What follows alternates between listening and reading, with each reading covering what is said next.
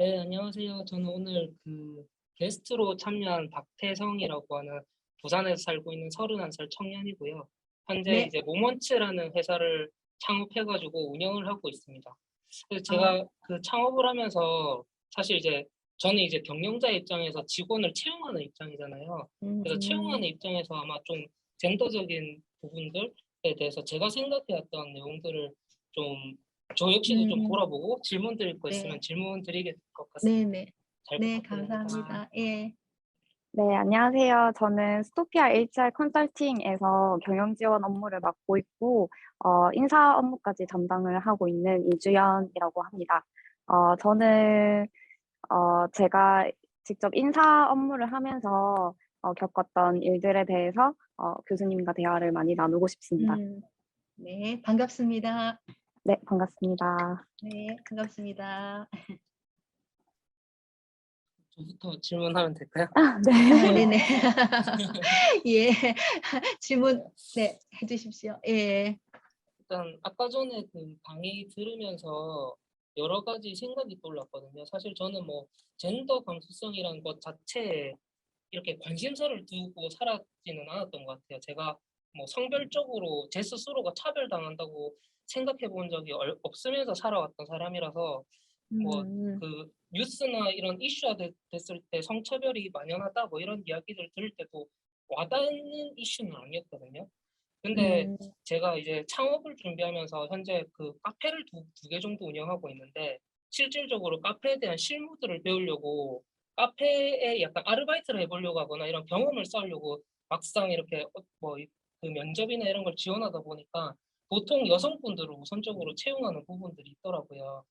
그래서 사실 지금 저도 사업을 경영하고 3년 차가 조금 지나가고 있는데 제가 지금 채용하고 있는 대부분이 여성분들로 이루어져 있어요. 이런 것들을 보면서 실제로 내가 그렇게 생각하지는 않았지만 이 분야에는 이 성별이 더 적합하다고 생각하면서 그런 사람들만 채용하게 됐는가 이렇게 의문을 가지면서 들을 수 있었거든요. 근데 막상 교수님이 하시는 얘기를 듣다 보니까 이런 뭐 채용이나 현재 이렇게 취업을 하는 상황 속에서 젠더에 대한 불균형적인 요소가 실질적으로는 없다라고 좀 의견을 제시해 주셨잖아요. 근데 제가 사실 이렇게 창업을 경험하고 또 창업을 시작하기 전에 해왔던 사회적인 어떤 아르바이트를 구하려고 했던 경험 속에서는 있었다라고 약간 그 생각할 수 있었던 이야기가 있었거든요. 혹시 그 부분에 대해서 어떻게 생각하시는지 들어보고 싶습니다. 그러면 그 얘기 전에 채용을 하실 때 여성들을 대부분 많이 채용했다라고 말씀하셨잖아요. 예, 근데 네, 이제 많이 채용한 이유가 그 여성들이 그 일에 더 적합해서이다라고 말씀을 하셨단 말이에요. 네.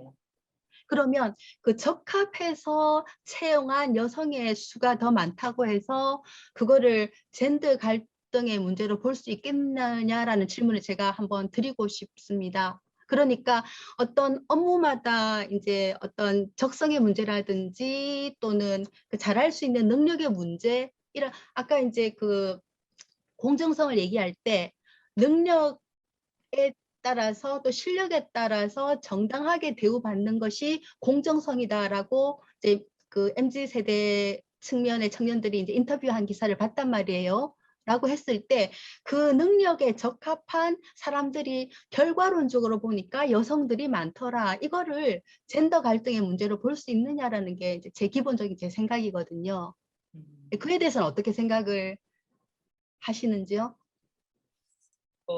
사실 모르겠어요.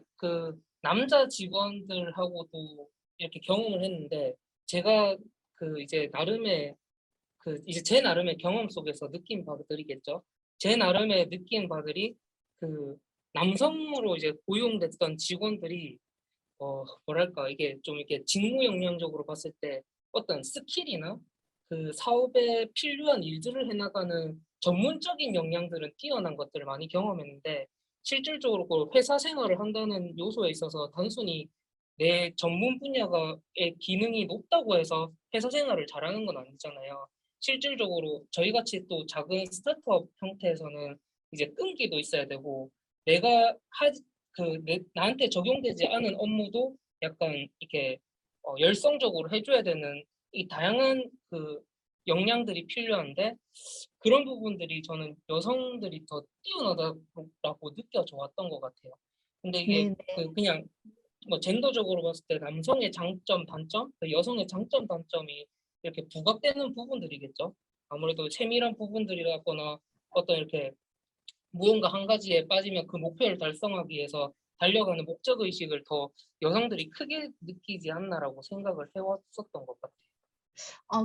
잠깐 말씀을 드리면 말씀 중에 그 젠더적인 특성이라고 얘기했는데요. 그 젠더적인 특성이라는 말에 대해서 생각을 한번 해봐야 되는 것이 이제 계속 지난 시간부터 젠더 개념에 대해서 이제 많이 이제 혼란스러워 하신다는 말씀을 들었는데 그 젠더라는 것은 그런 것이거든요.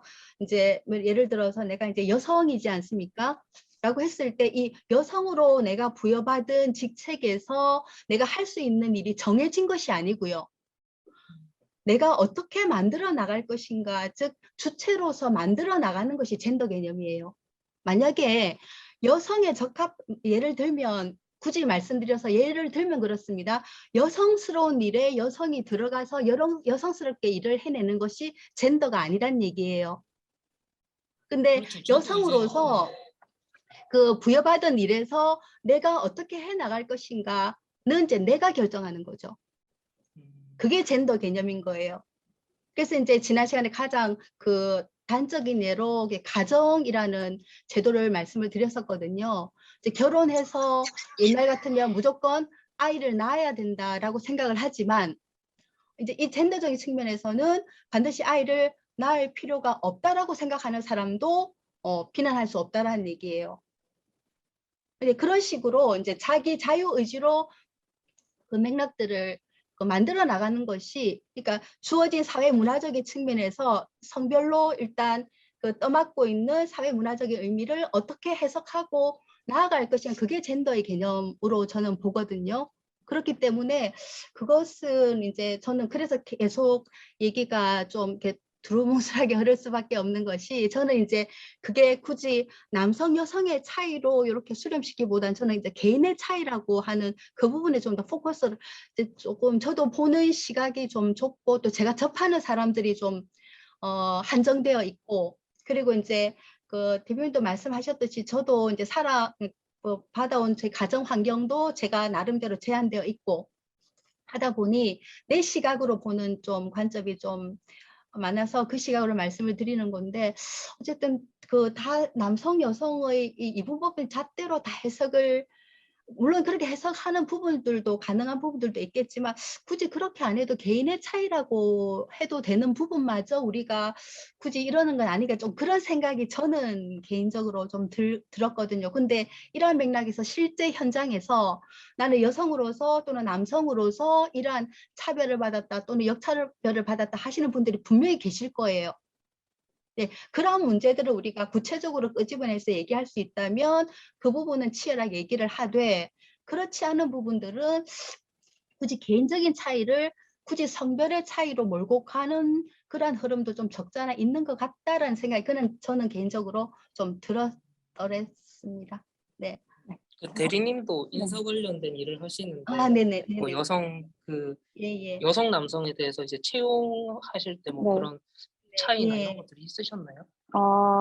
네, 제가 겪었던 거는 분명하게 있었어요. 그 교수님이 앞에 MZ세대 취업난이랑 젠더 갈등은 좀 없는 걸로 보인다라고 말씀을 해주셨었는데요. 저는 그거에 완전히 반대하는 입장이고요. 여전히 아까 그 사회자분도 말씀해 주셨듯이 유교 사상이 아직까지 남아 있다고 생각을 하고, 저도 채용하는 입장으로서 회사의 입장으로 보면서 이제 뭐 구직하시는 분들을 판단을 할 때 약간 여성과 남성을 좀 나눠서 생각을 하게 되는 게 분명히 있더라고요. 그래서 보통 오시는 분들이 한 20대 중후반 여성분들이 많이 오시는데, 이제 이쯤 되면은 뭐 결혼을 생각을 하시는 분들도 계시고, 그다음에 좀 이르신 분들은 이미 결혼을 했던 분들도 있으셨단 말이죠. 이제 저희는 어쨌든 교육업을 하는 회사이니까 좀 더 다른 기업들보다는 약간 좀 더 고차원으로 해서 여성 차별이 없는 그런 기업이 되어야 되지 않는가라는 의식이 강한 기업인데도 불구하고 결혼을 했다는 이유로 조금 배제시키는 그런 게 있었단 말이죠. 그래서 그런 거에 대해서는 교수님 어떻게 생각하시는지 좀 궁금했어요. 네네. 이제 그런 부분에 대해서는 사실은 편견이 제가 또 이제 이렇게 두루뭉술하게 말씀드리면 좀 치열하게 얘기가 안 될 수 있다는 우려감이 들기는 드는데 이제 저는 또 제 식으로 말씀드릴 테니까 좀 치고 좀 들어와 주세요. 네. 저는 이제 개인적으로 결혼했기 때문에 배제한다. 이거는 저는 편견이고 그건 잘못됐다고 생각해요. 그러지 말자라고 지금 이러한 자리도 마련하고 있는 것이 아닙니까? 그래서 제가 아까 MZ세대 취업난과 젠더 갈등이 연관성이 없다라고 하는 것이 아니라 그 취업난과 젠더 갈등을 연결시켰을 때 이전과는 다른 젠더 갈등과는 또 다른 어떤 담론을 창출할 수 없을 것 같아서 좀 아직까지는 제 공부가 부족한 탓인지 경험이 부족한 탓 그런 말씀이었고 금방 채용할 때 결혼했기 때문에 배제한다. 이거는 잘못됐어요. 그러면 그렇죠. 안 됩니다. 예, 네, 그렇게 그렇죠. 하지 말자라고 지금 얘기를 하는 것이거든요. 거기서부터 이미 잘못됐고 근데 그런 걸 배제하고 정말 그런 것을 두지 않고 차이를 두지 않고 차별화시키지 말고 채용하는 문화가 먼저 장착이 돼야죠. 그렇게 되면 당연히 그 역할을 입장을 바꿔봤을 때는 이거는 정말 엄청난 패배감이거든요. 근데 그렇죠. 이제 물론 그 많은 그 현장에서 일단은 그 어떤 이익 창출이라는 그 문제가 있기 때문에 자선 단체가 아니지 않습니까? 이익 창출이라는 맥락이 있기 때문에 좀 조심스러울 수밖에 없는 문제이지만 그러나 저희들이 건강하게 또 아까 공정항업을 얘기했듯이 그러한 것들 우리가 하나하나 좀 솔선수범해서 좀 열어나간다면 오히려 그 결혼한 사람들 채용했을 때도 더 열심히 일할 수 있는 여지라든지 능력이라든지 책임감이라든지 이건 우리가 상상할 수 없는 거거든요. 그런 것들을 두 분께서 현장에서 좀 실천을 해주시면 너무 감사하겠습니다. 네네. 그리고 예. 또 한 가지 좀 여쭤보고 싶은 게, 저희 회사에서 또 이거, 취업 캠프를 한 적이 있거든요. 근데 이제 이공계열의, 네네. 예비 취업자분들을, 이제 엔지니어 분들을, 모셔가지고 이제 취업 캠프를 진행을 하는 거였어요. 근데 요 단계에서, 모집하는 단계에서 이미, 이공계열이고 엔지니어를 뽑을 거다 이런 생각을 가지시고 이미 모집을 남자분들을 위주로 해달라 뭐 이렇게 요청이 들어오고는 했거든요. 네네. 근데 저희가 예전이랑 많이 다르게 이제 여성분들이 이공계열로 진학을 하고 전공을 하시는 분들이 거의 80%가 늘었다고 하더라고요. 맞아요. 그런데 네네. 여전히 취업률은 20%대 에 음, 머물러 있다고 해서 이런 음, 부분에 대해서는 또 교수님의 의견을 듣고 싶습니다. 네, 그거는 제 개인적인 감정보다는 그 사회 구조적인 문제 같고요. 아까 말씀하셨듯이 그 여전히 그 편견이라는 생각이 좀 많이 들거든요. 뭐 예를 들면 이공계열이라든지 그쪽에는 남성들이 더 잘 해낼 것 같다. 그 다음에 이제 뭐 건축 현장 이런 데서도 보면 그 아무래도 여성들이 신체적인 조건으로는 남성보다 약하지 않습니까? 물론 이제 네. 개인의 성향 따라서 더 키가 크고 신체 조건이 좋은 사람도 있기는 하지만 통상적으로 보면 그렇습니다.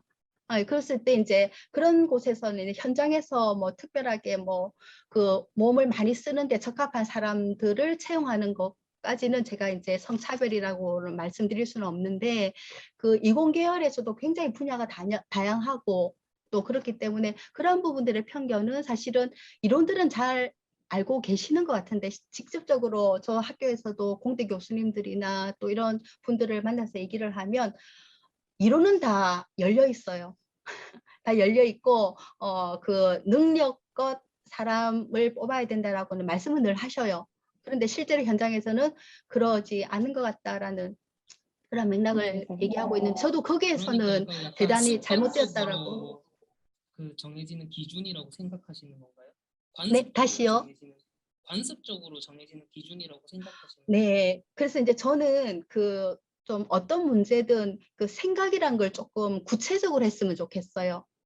그 우리가 생각을 할 때 그 이제 사실은 그 좀 다른 얘기입니다만은 사전에 나와 있는 행복 개념은 모든 사람들이 다 고개를 끄덕이는 거라서 보편적인 개념이잖아요. 그 개념은 보편적인 만큼 추상적입니다. 그런데 그거를 내 삶으로 가지고 와서 고민했을 때는 구체적으로 된단 말이에요. 내 행복의 개념, 내 직장의 개념, 내 일의 개념, 내 능력의 개념이 좀 정립이 돼야 된다고 생각해요. 그래서 저는 제가 교육자라서 그런 말을 하는 것이 아니라 이 부분은 상당 교육이 담당해야 된다라고 생각합니다. 그리고 그 제가 끝부분에 좀 말씀을 좀 드리려고 했는데 우리를 사실은 그 두 분도 짐작하시듯이 수능에 축구라 매달렸지 않았습니까? 그리고 거기에 필요한데 수동적으로 주체적으로 삶을 살지 않았잖아요.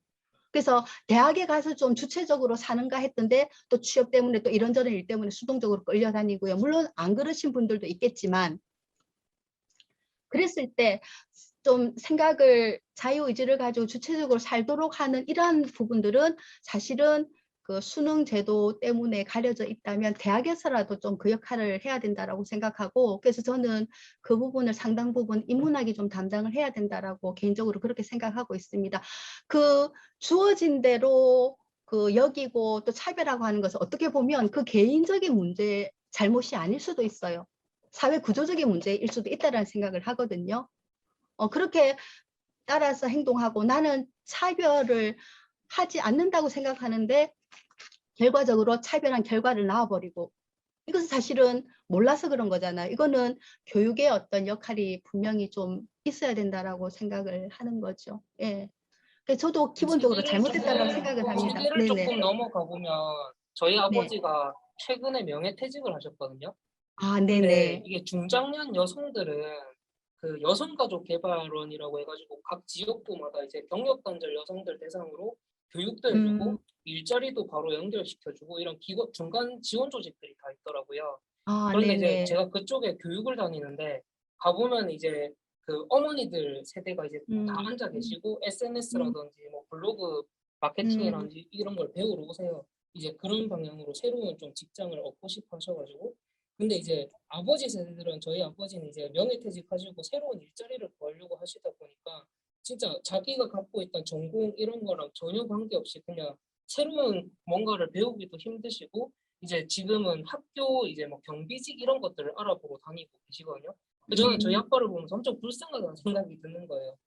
저도 맞아요. 아빠는 이제 제가 어렸을 때부터 이제 그 가정 그걸 배우기 위해서 진짜 열심히 돈을 버셔가지고 저랑 유대도 별로 없어요. 자식들이랑 유대도 엄마보다 훨씬 덜 하잖아요.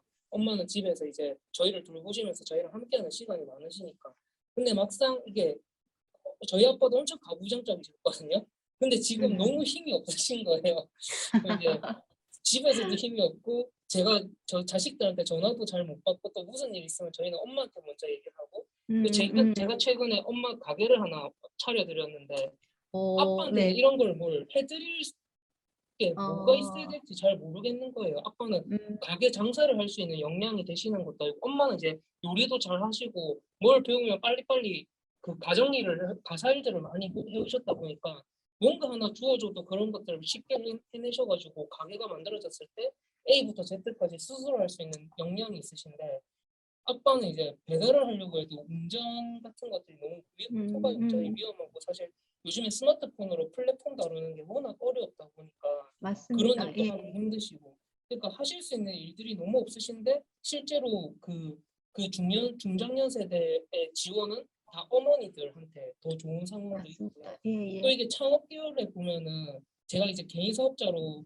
이제 대표자인데 여성 창업자 개인 사업자들은 이제 어떤 기관이랑 지자체랑 계약을 할 때 수익 계약 금액이 5천만 원이에요. 근데 음, 남성들은 수익 계약 최대 금액 2천만 원이거든요. 근데 사실 이런 부분들은 확실한 어, 젠더적인 차별 발생된 맞습니다. 차별이 아닌가라고 생각은 듭니다. 네. 저는 전혀 몰랐던 사실이고요. 말씀을 듣고 보니까 정말 그래서는 안 되는데라는 생각이 저도 이제 근본적으로 듭니다. 그래서 이제 그러한 사실들이 있다라고 하면은 저는 이제 그 조금 거시적인 관점에서 봤을 때 그 금방 말씀하셨다시피 이제 어머니께는 가게를 차려드렸는데 아버지한테 마땅한 뭔가를 차려드릴 거를, 그러니까 안 차려드린 게 아니고 못 차려드린 게 아니고 아버지에게 적합한 뭔가가 없어서 못 차려드린 거잖아요. 예, 찾을 그래서 수가 없는 거죠. 네네. 그래서 저는 이제 제가 또 교육에 있다 보니까 이제 많이 느끼는 건데 그 재교육이라는 프로그램을 굉장히 활성화 많이 시켜야 돼요. 그래서 이제 그 아시겠지만 그 평생 교육이라는 개념이 사실은 도입이 돼야 되거든요. 그리고 이제 평균 수명도 지금 뭐 100세, 120세까지 지금 말하고 있는 그러한 상황에서 보면 이른바 지금 사회적인 정년이 그 통상적으로 60이라고 봤을 때 뭐 이제 개인적인 기업이라든지 또 대기업은 또 훨씬 더 적겠지만 어쨌든 5, 60이라고 봤을 때 그분들에게는 삶의 반이나 남아 있는 거예요. 그리고 또 상대적으로 건강은 또 많이 좋아졌거든요. 그래서 하실 수 있는 일들이 굉장히 많단 말이에요. 그러니까 그러한 맥락에서 재교육이라든지 평생교육제도가 도입이 되어가지고 사실은 그 아버지께서 그 역량이 뭔지를 모르고 계실 수도 있어요. 평생 직장에 그 맞추어서 열심히 사시느라고 내가 뭘 더 잘할 수 있지를 고민할 시간이 없으셨을 수도 있어요. 그러한 기회들을 재교육이라든지 평생교육 개념으로 꾸준히 국가가 주도해서 그러한 프로그램들을 많이 활성화시켜야 된다라고 저는 개인적으로 생각하고 있습니다. 네. 네, 저도 그래도 분명히 생각하는데 아버지께서 지금 현장에서는 네? 현실적으로는 그렇지 않은 것 같다라고 생각이 네. 돼서 이렇게 말씀드립니다. 네, 그래요. 그래서 맞습니다. 그 아까 전에 되게 사실 말씀하셨듯이 그 젠더 갈등이나 이렇게 그 남성 여성 차별이 사실 뭐 취업이나 뭐 이렇게 창업이나 이런 분야에 적용이 안 돼 있는 것 같다라고 의견을 주셔가지고 제가 그렇지 않은 것 같고 현재까지도 여전히 그런 불평등은 존재하는 것 같다. 물론 기본적으로 사실 많이 희소되었다라고는 생각을 해요. 근데 그 이제 어떤 계층을 이제 특수화시켜서 지원하기 시작하면 사실 다른 계층이 소외받는 거는 어쩔 수 없는 흐름인 거잖아요. 근데 네. 이제 그 조금 조심스러워야 될 게 뭐냐면 아까 계속 그 공정성에 대해서 얘기를 하지 않았습니까? 네. 근데 이 공정성이 열의 10명에게 모든 걸 다 똑같이 주는 게 공정한 게 아니에요. 그러니까 그 능력이라든지 또 할 수 있는 역량이라든지 거기에, 그러니까 예를 들어서 이런 거죠. 내가 충분히 할 수 있는 능력이고 역량이 있는데 아까 결혼했다라는 사람 때문에 배제했다라고 말씀하지 않아서 그러면 공정한 게 아니에요. 그런데 A, B, C, D, E가 있는데 A, B는 그 역할에 적합하지 않은 사람이에요. 또는 그 능력과 실력을 갖추지 않은 사람입니다. 그 사람들에게 기회를 준다라는 것은 공정한 측면이 아니에요. 근데 이 부분을 잘 좀 염두에 두고 결혼을 한 네. 여성이 아이가 있는 여성이 이 회사의 직무를 수행할 수 있는 그 결과물이 사실 미혼자가 훨씬 더 좋은 결과물을 낼 수 있는 건 확률적으로 훨씬 높지 않나요? 왜냐하면 훨씬 더 여기 집중할 수 있는 이런 힘이 높으니까. 저는 그렇게 생각 안 하는데. 저도 사실은 그 그렇게 아까 생각하지. 예, 그래서 예, 이제 먼저 말씀하세요. 예. 네네. 제가 생각하는 거는, 이거는 그 왜 아까 교수님도 하셨다시피 젠더의 문제가 아니라 사람의 문제인 것 같아요. 사람의 차이예요. 어디에 더 집중을 하는 사람인가에 따라서 달라지는 거라고 생각을 해서 정말 일이 중요한 사람이면 가정보다 일인 사람이 있으니까요. 그거는, 네, 저는 그렇게 생각합니다. 근데 이제 또 제가 네. 한마디만 더, 저도 이제 그 의견에 공감을 하는데 한마디만 더 붙이자면 실질적으로 이제 워킹맘들의 얘기를 들어보면 뭐가 더 중요하고 덜 중요해서 시간을 더 투자하고 덜 투자하는 게 아니거든요. 가정도 자기가 몸담고 있는 가정도 중요하고 직장도 다 중요한 거예요. 라고 했을 때 그 상황 논리로서 우선순위를 정하는 거지 뭐가 덜 중요하기 때문에 덜 하고 이런 문제는 아니거든요. 그래서 조금 그런 좀 구분이라든지 좀 잣대가 좀 명확하다면 오히려 조금 이런 젠더 갈등 이런 문제가 조금 더, 근데 저는 개인적으로 그렇게 생각합니다. 세상에 똑같은 사람이 없고요. 이건 두 가지가 가능한데 똑같지 않기 때문에 갈등이 생길 수밖에 없어요. 그런데 또 한편으로 생각하면 다 똑같지 않기 때문에 그것을 인정해줘야 된다는 얘기죠. 이 두 가지의 극과 극의 이 사이를 우리가 어떻게 해석해 나가고 접근해 나갈 것인가는 우리가 계속 고민해 봐야 될 문제고, 이제 저는 좀 일반화의 오류라고 제가 계속 얘기하는데, 하나의 그 현상으로 좀 대부분을 조금 더 확대 해석하는 것은 우리가 조금 지양을 한다면 보다 내밀한 어떤 문제들을 더 고민할 수 있는 계기가 되지 않나, 그런 생각을 또 하거든요. 그래서 이제 물론 그렇게 그 워킹맘들에게도 질문하면 그렇습니다. 그 실제로 제가 사례집을 봤는데 그 여성연구소 모 대학에 있는 무슨 그 프로젝트를 하면서 제가 봤는데 애가 3명 있습니다. 그 워킹맘 하면서, 그래서 이제 저 처음에 자기 생각은 애를 하나를 놓거나 안 놓을 생각이었대요. 그런데 이제 하나를 낳고 보니 너무 이쁜 거예요. 그래서 이제 그 힘겨움을 또 까먹고 또 둘째를 낳고 이제 셋째를 낳은 거예요.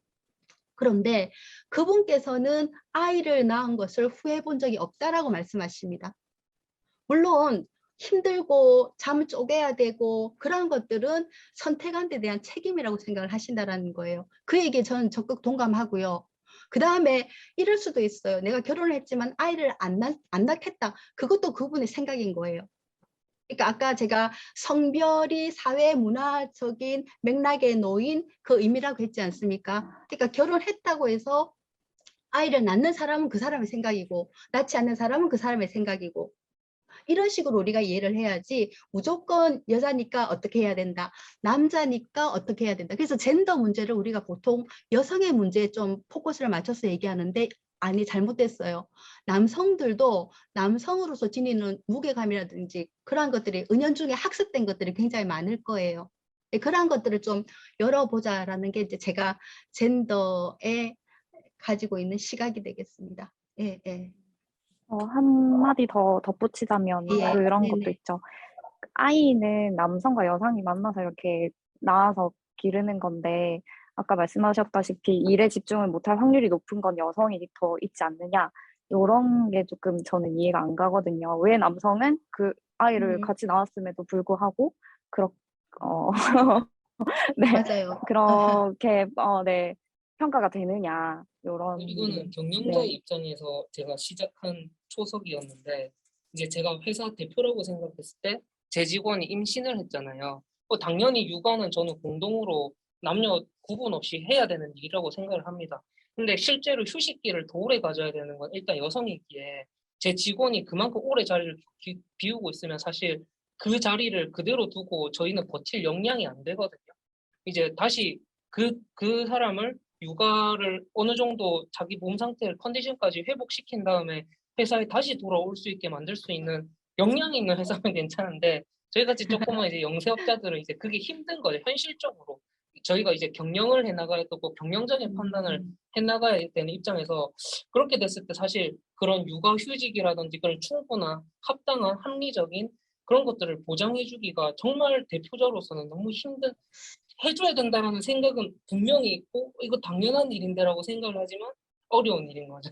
왜냐하면 이제 비어있는 기간 동안 그러면 이 업무를 대신해줄 다른 사람을 채용했다가 결국에 이 두 명을 동시에 고용할 수 없으니 또 누구 한 명은 내보내야 되는 상황인데, 이제 맞아. 이런 악순환의 반복이 뭐 삼성 같은 대기업에서는 뭐 충분히 이제 그 쌓아놓은 자본이 있으니까 그런 여력을 만들어서 이런 복지 같은 걸 줄 수 있겠지만, 또 그렇다고 해서 누구도 스타트업을 하지 말라, 창업을 하지 말라 할 수는 없는 노릇이잖아요. 요즘 같이 이제 시장 경제주의에서 제가 창업을 선택해서 해나가 열심히 저도 나름대로 진짜 날밤 까면서 일하면서 해나가고 있는데, 그냥 한 명의 그 여성에 대한 그 어떤 이렇게 당연히 해줘야 되는 것들이 경영적으로 문제가 닥쳤을 땐 저도 어쩔 수 없는 선택을 할 수밖에 없는 상황들, 이런 것들이 항상 좀 모순이 생기더라고요, 마음속에서.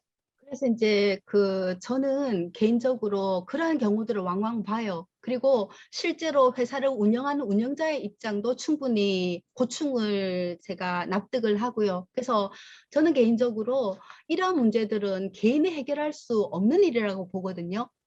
그래서 이제 이 젠더 갈등이라도 이러한 우리가 뭐 따라서 너 때문에 내가 직장을 잃고 그래서 뭐 극혐 이러한 주의 이러한 것들이 양산하게 된 이유 중에 하나가 이러한 부분들은 개인이 해결할 수 있는 문제가 절대 아니에요. 또 누구의 탓도 아닙니다.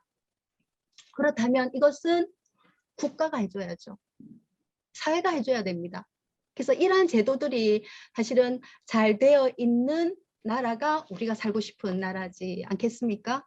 예, 이런 게 전혀 안 되어 있으니까 뭐 10년 전부터 뭐 헬조선, 탈조선 이런 말들이 나오고 있는 배경이 된 것 같은데 사실은 개인의 탓도 아니고 개인의 역량도 아니라고 생각합니다. 라고 했을 때 금방 말씀하셨죠. 대기업에서는 뭐 이렇게 로테이션 하면 되는데 작은 기업에서는 인원이 얼마 안 되니까 안 된다. 이런 것들은 지원을 해줘야죠. 네, 그런 식의 국가적인 개입이 적극적으로 있어야 된다라고 생각을 합니다. 거기서 이제 또 대표자로서는 또 얼마나 죄책감을 가지겠습니까? 그렇지 않겠습니까? 그 사람이 나의 누이고 또 여동생이라고 생각을 한다면 더더욱 그렇지 않겠습니까? 네, 그래서 그 개인이 할 수 있는, 그러니까 제가 계속 좀 포커스를 맞추는 것은 내가 할 수 있는 일인데도 외면하는 것은 안 돼요. 근데 내가 할 수 없는 것까지 죄책감을 가질 필요는 없고 그것을 나라나 제도가 보장해 주는 사회가 정말 우리가 바라는 사회가 아닐까 그런 생각이 드는 거죠. 예, 예. 근데 이제 너무 그 사이에서 그 좀 물론 많은 세세하게 다 개입할 수 있는 역량은 안 되겠지만 또 우리가 바라는 사회가 또 그런 사회가 아니겠습니까? 그죠? 네, 네. 고민이 많으시리라 합니다. 예. 예. 사실 이게 저도 뭐 차별이라는 게 단순히 저는 성차별을 성차별이라고 얘기하는 사람들의 말을 별로 이렇게 공감이 안 갔던 게 저는 일단 기본적으로 한 인간에 대한 존중이 부족하기 때문에 성차별이든 어떤 차별이든 발생한다고 생각을 해왔거든요. 저도 호주에서 좀 오래 공부를 했는데 인종차별을 정말 많이 당했어요. 그 트램 타고 가는데 갑자기 백인 남성한테 이제 멱살 잡혀가지고 거의 한 2m 넘는 거구의 남자한테 잡혀서 이제 막 퍼킹 에이시안 이러면서 욕도 먹고 일어났거든요. 삐 처리 해주실 수 있는 거죠. 아무튼 막 이렇게 또 하고 막 우리 때문에 저는 이제 학생일 뿐이었는데 저한테 제가 조그맣고 왜소해서 그런지 모르겠는데 이제 제 멱살을 붙잡고 너희 때문에 우리 일자리를 잃고 있다 뭐 이런 식으로 하기도 하고 학교 내에서도 그 렉처라는 이게 큰 강의에서 발표를 해야 점수를 얻을 수 있는 그 과목이었는데 제가 손을 들고 있으면 발표를 안 시켜주는 거예요. 옆에 자고 있는 백인 친구를 깨워서 시켜요, 일부러. 어떤 할머니 교수님이었는데 아직도 생각이 나는데 그거를 이제 약간 컴플레인을 걸려다가 학교 생활이 그렇게 하면 어려워진다. 남은 모든 학교 시간에 그렇게 해서 못하고 뭐 이런 것들이 있었거든요. 사실 그런 상황들을 겪다 보니까 이게 단순히 성차별의 문제가 아니라 그걸 다 떠나서 한 개인의 그 행복할 권리를 그냥 사람들이 너무 신경 써주지 않는 것 같은 그런 느낌? 이런 걸 많이 받았었거든요. 저는 결국 이 공정성이라는 것도 거기서 시작된다라고 생각을 하거든요.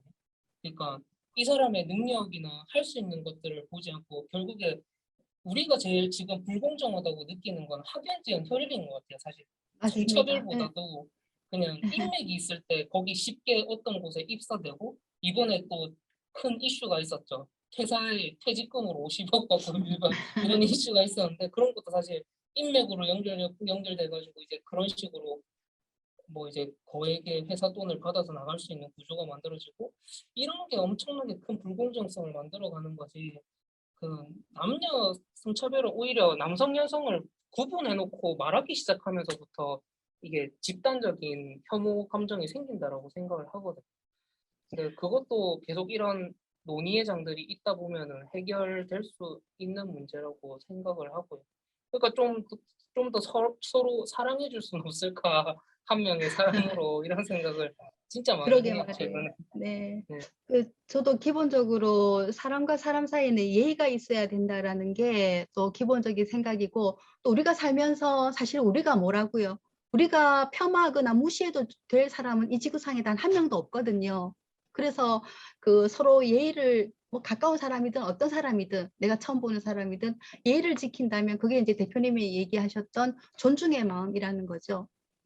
그게 있으면 그게 있고 그게 또 활성화되어 있으면 아마 이러한 자리 자체가 마련이 안 되었을 수도 있어요. 그래서 이제 흔히 그 차별을 세 가지 종류로 지금 얘기를 하고 있는 거죠. 저희들이 이제 얘기하고 있는 이 성차별, 그 다음에 금방 그 직접적으로 겪으셨던 그 종차별, 그 인종차별, 그 다음에 이제 그 동물 등등에 대해서 이제 그런 차별 이런 것들에 대해서 크게 세 가지로 지금 이슈화되고 있는데 이제 여전히 대표님은 실제로 자라면서 그러한 것들을 정말 다행스럽게도 성차별을 받지 않고 잘하셨다는 것은 너무 감사한 일이고 그런데 또 제가 이제 학생들 이제 글쓰기를 시키면 얘기가 상상을 초월할 만큼의 그런 차별을 받는 얘기들이 굉장히 많이 나와요.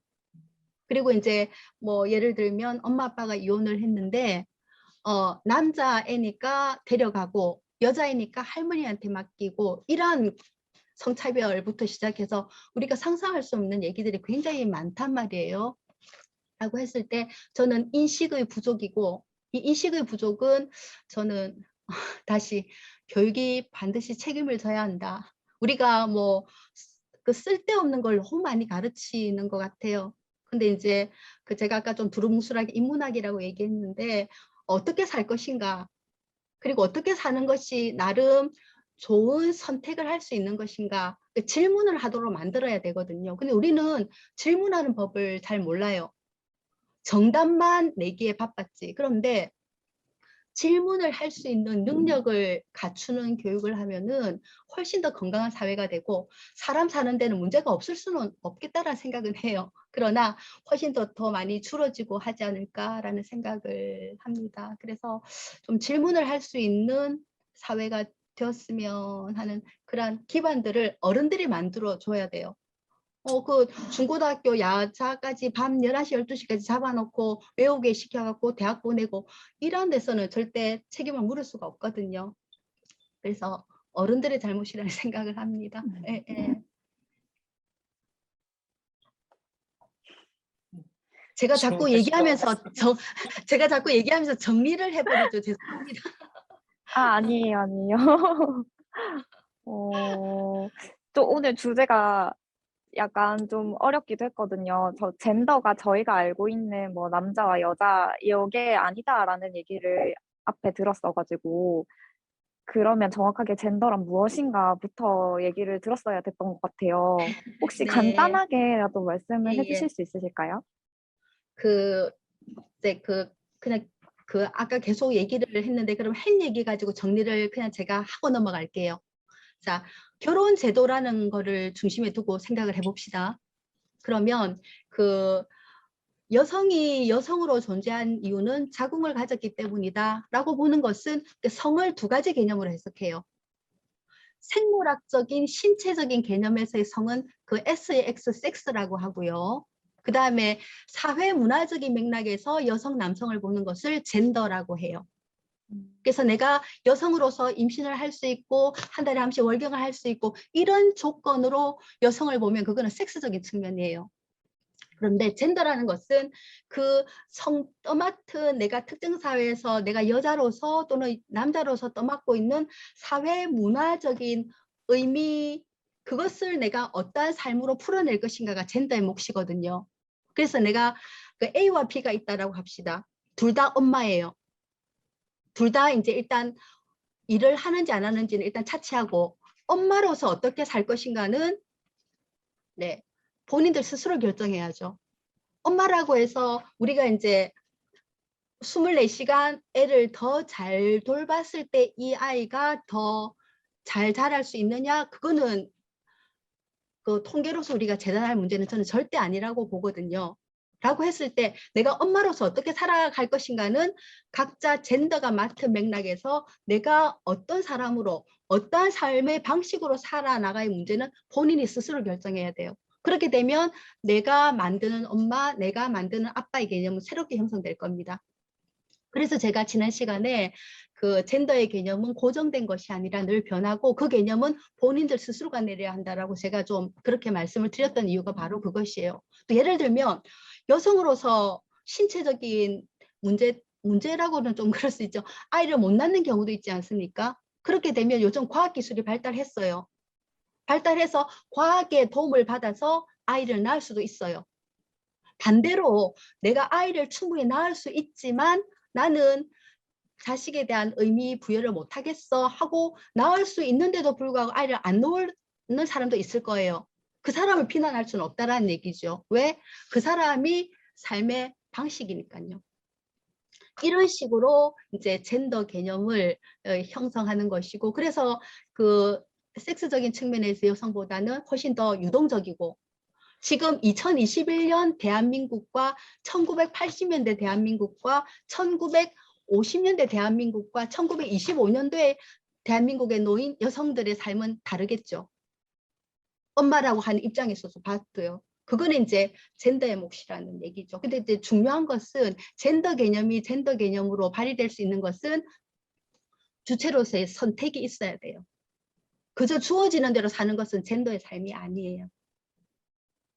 그래서 저는 그 점을 좀 얘기를 하고 싶었는데, 그래서 조금 기존에 갖고 있는 그 극페미의 견해, 이걸 이제 젠더하고 동일시하는 견해가 좀 많더라고요. 그래서 거기에 대해서 저는 조금 얘기를 좀 정리를 하고 싶었고, 적어도 섹스와 젠더는 구분해야 된다라는 얘기고, 섹스로서의 여성 남성은 자기 삶을 결정할 수 없어요.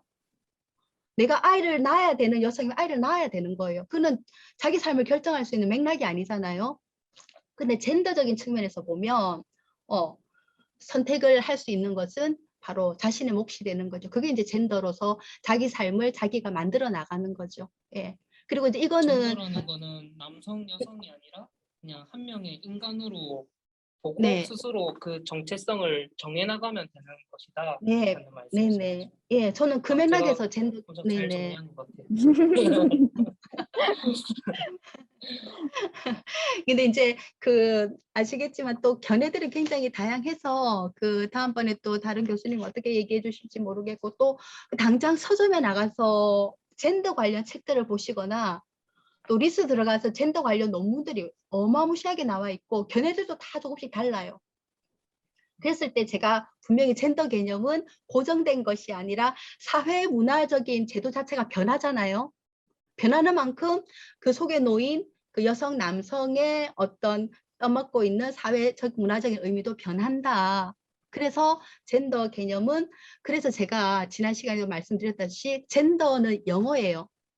그 영어를 우리가 한마디로 번역할 수 없는 이유가 바로 이 의미가 무한 변화되고 또 많은 것을 함축하고 있기 때문에 우리는 원어 그대로 젠더를 쓰고 있다는 얘기예요. 명쾌하게 젠더가 뭐다라고 하면 우리 번역 말을 쓰지 영어를 그대로 쓰지는 않습니다.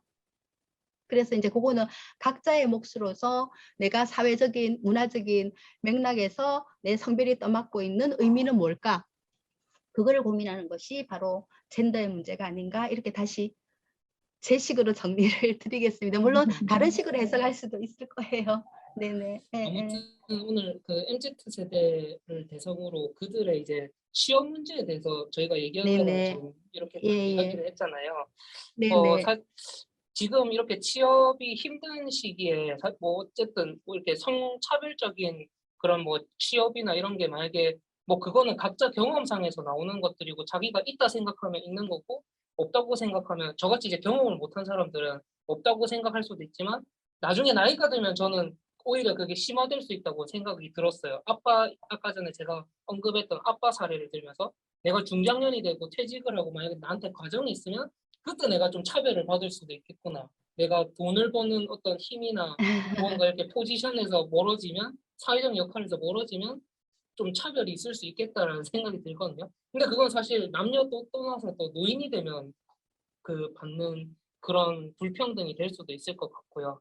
그 결국에는 우리가 이런 이야기를 하는 이유가 그 아까 제일 처음에 말씀해 주셨듯이 행복하기 위해서 얘기하는 맞아, 거잖아요. 맞아. 내가 네, 행복하듯이 맞습니다. 남도 좀 응, 행복했으면 응, 좋겠고 응. 서로가 다 행복하면 좋겠다라는 응, 의미에서 응. 이야기를 하고 있는 것 같은데 아까 정리해 주실 때 이제 순응하지 않는 삶이 곧 행복한 삶이라고 말을 해 주셨어요. 그러면 이 MZ 세대들한테 순응하지 않기 위해서는 어떻게 좀 살면 수능하지 않을 수 있는지, 굴복하지 않을 수 있는지, 이런 멘탈 같은 것들을 알려주실 수 있을까요? 예, 저는 이제 제가 또 교육 현장에 있으면서 제일 안타깝게 생각하는 것이 다들 너무 수용적 사고방식에 젖어 있다라는 얘기예요. 이건 이제 개인의 잘못이 아니라 아까도 얘기했듯이 수능 위주의 교육제도 탓이기도 한데요. 우리는 이제 주어진 것을 그대로 뱉어내는 수용적 사고에 너무나 능숙해 있단 말이에요. 그래서 우리가 이른바 얘기하는 한 현상을 다르게 해석하는 비판적 사고, 또는 그것을 넘어서서 새로운 것을 창출해내는 창의적 사고. 요즘 뭐 스타트업 이런 데서는 창의적 사고를 굉장히 요구하고 있지 않습니까? 그런데 실제로 얘네들이 받아왔던 교육으로는 창의적 사고를 아주 특출한 몇몇의 재간둥이를 제외하고는 기대하기가 어렵단 말이에요. 이것은 이제 교육의 문제라는 생각이 들고, 근대 철학자들이 스피노자라든지 니체라든지 다른 수많은 근대 철학자들이 삶의 진리로 내놓은 것이, 과거의 미덕이 복종이었다면 이제는 그 미덕이 바뀌어야 한다. 바로 순응하지 않는 삶이다. 근데 이때 순응하지 않는 삶이라는 것은 무조건 대놓고 반항하는 것이 아니라 자유라는 것과 동일시하게 생각합니다. 즉, 나에게 주어진 뭔가를 그대로 낼름받는 것이 아니라 내 삶에서 그 의미를 스스로 생각하는 거죠. 그래서 내가 계속 행복이라고 하는 키워드를 제가 두고서 말씀을 드리면, 우리는 늘 고민하고 있지 않습니까? 각자 또 두 분께서도 각자의 역할로 또 나름 의미 있게 살고 계실 텐데, 궁극적으로는 나는 좀 어떤 사람이 되고 싶은가? 또는 그러기 위해서는 어떻게 살아나갈 것인가의 문제와 배를 같이 하고 있다라고 생각해요. 라고 했을 때 그것은 나의 선택이 돼야 되죠. 그런 측면에서 순응하지 않는 삶이다라는 얘기고, 그 측면에서 저는 이제 대안으로 아까 살짝 얘기했던 인문학의 중요성이 너무나 중요하거든요. 그래서 인문학이라는 것은 우리가 뭐 한자로 굳이 풀었으면 사람 인자인데 사람을 위한 학문이에요. 라고 했을 때 사람을 가장 잘 이해하기 위해 우리가 문사철로만 집약되는 게 인문학이 아니거든요. 라고 했을 때 내가 어떤 사람으로 적어도 어떻게는 살아나가고 싶어라는 확실한 것을 생각을 갖게 하고 질문을 계속 해나가면서 자기를 찾아 나가도록 하는, 그게 바로 인문학뿐이라고 생각을 해요. 제가 대학에서 조금 1학년 수업을 들어가면요, 좀 서먹할 때는 초반에 질문합니다. 대학에 왜 왔니? 라고 질문합니다. 물어볼 수 있잖아요. 대학에 왔으니까. 대학에 왜 왔니? 라고 하면 많은 학생들이 아주 맑은 표정으로 엄마가 가라고 했어 왔어요. 라고 대답합니다. 네, 이렇게 웃어야 정답이죠. 저는 농담으로 알 테니까요. 그런데 걔네들은 너무 진지하게 얘기합니다. 사실이거든요. 그냥 엄마가 가라 해서 간 게 맞습니다. 그래서 이것은 정말 엄마가 애를 망치는 길이고요. 얘가 뭐를 좋아하고 적어도 나는 좀 어떻게 살고 싶어라는 대답을 갖고 있지 못하는 게 지금 대학생의 현실이기도 해요. 그래서 굉장히 안타까운 거예요. 그래서 이제 이것저것 급하니까 또 생각하고 이런 이제 계기를 마련하는데, 저는 순응하지 않는 삶이라는 것은 내 삶 스스로 자유의지로 선택을 하자라는 얘기입니다. 그런 것을 교육이 담당해야 된다라고 생각하고 일정 부분 인문학이 또 바탕이 돼야 된다라고 생각했습니다. 그래서 니체가 반시대적 고찰이란 책에서 각자에게는 각자만의 길이 있다라고 했거든요. 우리가 이제 산을 이렇게 가더라도 똑같이 뭐 두 분, 세 분 만나게 이제 제가 같이 갔다면, 예를 들어서 같이 커피 한 잔을 마시러 다른 장소로 옮기더라도 그 커피숍에 같이 가지만 각자 발자국은 다를 거예요. 그래서 내 발자국은, 내가 가는 방향은 내가 정하는 그러한 자유의지 주체로서의 삶, 그러한 맥락에서 우리는 교육과 인문학이 담당해야 된다라고 생각합니다. 감사합니다. 네. 어릴 때부터 되게 너는 말 잘 들어야 돼, 착한 아이로 커야 돼, 이런 식으로 수능하는 삶을 만들어 놓고 커서는 수능하지 말라고 하니까 약간 헷갈리죠. 당황스럽기도 하고, 네, 헷갈리기도 하고. 네, 그러네요. 엄마 아빠의 잘못이고 선생님들의 잘못입니다. 그 말 잘 듣는 것은 자기 생각을 하지 못하도록 차단하는 거거든요. 그건 정말 파쇼적이고 그 좀 다른 얘기긴 합니다만 저는 우리나라 역사 공부할 때 제일 말도 안 되는 게 신라시대 화백제도라고 생각을 했거든요. 그 제가 배울 땐 대단히 자랑스럽게 배웠습니다. 10명 남짓의 귀족들이 정책을 만장일치로 결정한다. 그게 가능한 일입니까? 두 사람만 있어도 생각이 다른데요. 그래서 10명이 만장일치로 결정하기 위해서는 누군가는 희생을 해야 돼요. 그러니까 그런 맥락들을 우리는 평화라고 보고 안정이라고 보고 그런 이데올로기에 우리가 아주 세뇌당해 온 거죠. 그런 것들을 어릴 때부터 교육을 시켜야 합니다. 그러기 위해서는 수능을 폐지해야 돼요. 우리 엄마 네. 아빠랑 선생님이 잘못했단 말 해주는 어른을 처음 만나가지고 약간 너무 통쾌해요. 제가 맨날 엄마한테 엄마가 나한테 뭘 했어 잘못했어 라고 하면은 엄마가 뭘 그렇게 잘못했노라고 맨날 말하거든요.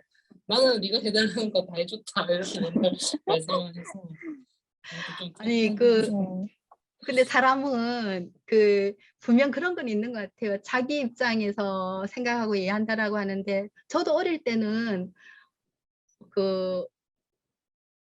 그런 맥락의 대화를 많이 했습니다. 근데 제가 막상 어른이 되고 보니 또 이렇게 얘기하면 그렇지만 또 꼰대가 되고 보니 또 이제 안 보이는 게 또 보이더라고요. 그래서 사실은 분명합니다. 어른들이 잘못한 거 맞습니다. 그냥 맞고 그래서 이제 어른들이 잘못한다라는 걸 많이 인식들을 또 하고 계시는 분위기니까 그러한 측면에서 또 좀 하나하나 해 나간다면 이 성차별의 문제도 사실은 저는 되게 온건하게 얘기하면서 계속 아까 그 젠더 개념도 얘기했고 행복한 삶의 궁극적으로 도달하는 그런 목표를 얘기했기 때문에 제 얘기가 좀 나이브하게 들렸을 수도 있는데 분명 이 사회에서는 나름의 방식으로 차별을 받고 있다고 여기시는 분들이 우리가 상상할 수 없는 곳에서 많이 일어나고 있을 거예요.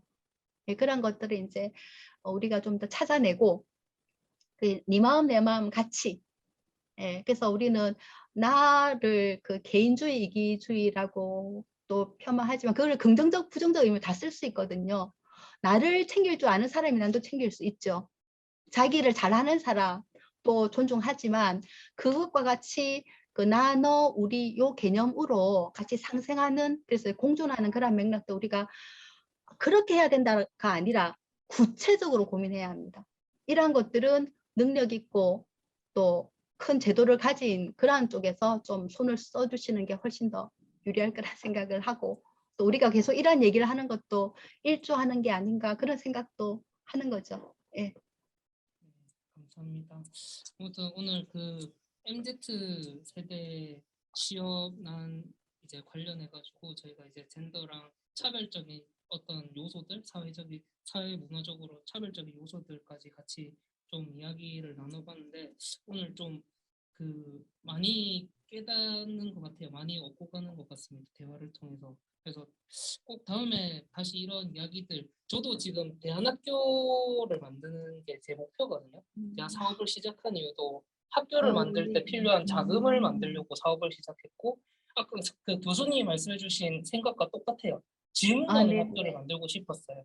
답을 네. 알려주는 학교가 아니라 어떻게 살고 싶어? 왜 어떻게 살 거야? 그걸 어떻게 나갈 거야? 라고 질문해주면서 스스로 답을 찾게 만드는 학교를 만들고 싶어서 지금도 네. 계속 뭐 교육도 멈추지 않고 뭐 이렇게 해나가고 있는데 좀 더 마음속에 확신이 생긴 것 같고요. 결국에 제가 하는 이렇게 질문을 던지는 교육들이 결국에 아까 말씀하셨던 주도적이고 순응하지 않으면서 자기 스스로 인생을 만들어갈 수 있는 또 다른 또 다음 세대들을 만들어내서 진짜 세상에 필요한 인재들로 만들어지지 않을까 생각을 합니다. 아무튼 뭐 끝에 네. 저도 오늘 저는 이런 문제들에 대해서 깊이 있는 생각을 해본 적이 없었거든요. 근데 이제 이렇게 좋은 자리에서 교수님과 대화도 하면서 저도 많이 배웠고, 저도 이제 사회 구성원으로서 MZ 세대의 취업난과 어려움, 그다음에 젠더 갈등에 대해서 좀 더 좋은 쪽으로 나아가기 위해서 좀 노력하는 사회 구성원이 되어야겠다, 이런 생각을 했습니다. 너무 감사합니다, 교수님. 네, 감사합니다.